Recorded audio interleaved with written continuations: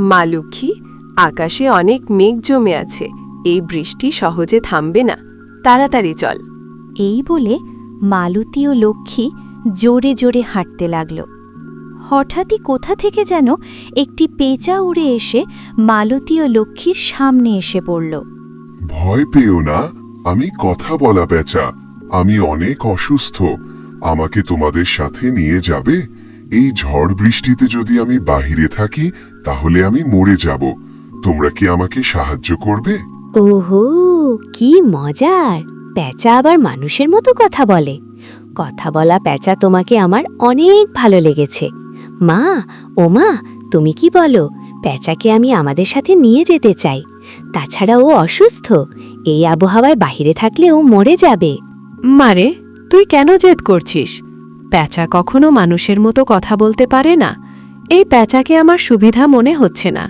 নিশ্চয়ই এই পেঁচার মধ্যে কোনো জাদু শক্তি আছে। এটা কোনো সাধারণ পেঁচা না। এখানে বেশিক্ষণ থাকা নিরাপদ হবে না। এর উপর ঝড় বৃষ্টি হচ্ছে। চল তাড়াতাড়ি বাড়িতে।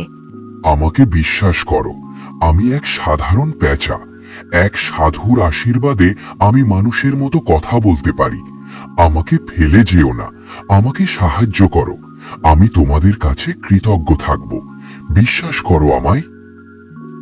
মালতীর মনে একটু দ্বিমত থাকলেও লক্ষ্মীর জেদ আর এই ঝড় বৃষ্টিতে অসুস্থ পেঁচার কথা ভেবে পেঁচাকে সাথে নিয়ে আসলো।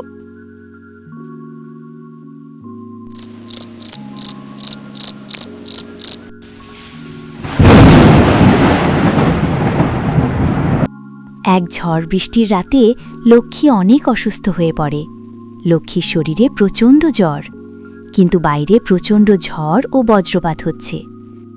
হে সৃষ্টিকর্তা, এখন আমি কি করব? লক্ষ্মীর শরীর জ্বরে পুড়ে যাচ্ছে। বাইরে এত ঝড় বৃষ্টির মধ্যে ডাক্তারের কাছে যাব কিভাবে? তাহলে কি আমার মেয়েটা জ্বরে মরে যাবে? আমার সামনে আমার মেয়েটা জ্বরে কাতরাচ্ছে। তারপর মালতী অঝরে কাঁদতে শুরু করল। মালতীর কান্না দেখে পেঁচা বলল, আমাকে একটা কিছু করতে হবে।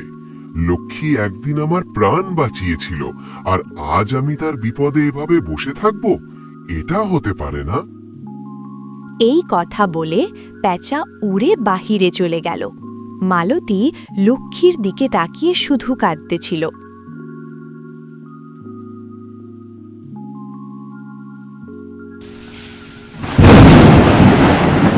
বাহিরে ঝড় বৃষ্টি উপেক্ষা করে পেঁচা ডাক্তারের বাড়ির উদ্দেশ্যে চলে গেল। যেভাবেই হোক ডাক্তারকে আনতে হবে। অবশেষে পেঁচা ডাক্তারের বাড়িতে পৌঁছালো। পেঁচা গিয়ে দেখে ডাক্তার ঘুমাচ্ছিল।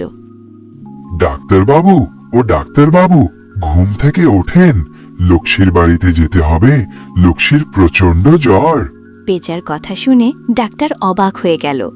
পেঁচা সময় নষ্ট না করে, ডাক্তার ওঠার অপেক্ষা না করে নিজেই ডাক্তারের ঔষধের বাক্স নিয়ে চলে গেল। ডাক্তার উঠে পেঁচার পিছু পিছু লক্ষ্মীর বাড়িতে গেল। ডাক্তারবাবু, কি হয়েছিল আমার মেয়ের? হঠাৎই ওর প্রচণ্ড জ্বর উঠল। এই ঝড় বৃষ্টির রাতে আসার জন্য ধন্যবাদ আপনাকে। ধন্যবাদ আমাকে নয়, পেঁচাকে ধন্যবাদ দিন। পেঁচা যদি ঝড় বৃষ্টি উপেক্ষা করে আমাকে ডেকে না আনতো, তাহলে হয়তো লক্ষ্মীকে বাঁচানো সম্ভব হতো না। লক্ষ্মীর যে জ্বর উঠেছিল সেটা স্বাভাবিক জ্বর ছিল না। সময় মতো ঔষধ না দিতে পারলে অনেক বড় ক্ষতি হয়ে যেত। ডাক্তারের কথা শুনে মালতী অনুতপ্ত। পেঁচা, আমি তোমাকে ভুল বুঝছিলাম। আমাকে মাফ করে দাও। তুমি আমার মেয়ের জীবন বাঁচিয়েছ। আজ থেকে তুমি আমার পরিবারের একজন। তুমি পশু হলেও তোমার ভিতরে যে মানবিকতা আছে, আর আমি মানুষ হয়েও আমার ভিতরে ছিল না।